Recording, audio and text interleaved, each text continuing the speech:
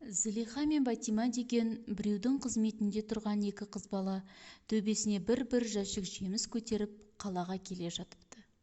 Зылиха ахлеп-ухлеп, Батима күліп әзілдесіп келе жатады.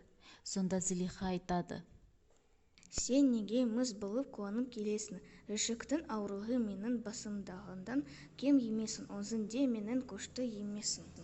Мен ішіне ауырды жеңілдететін бір шөп салдым, дейді Батима.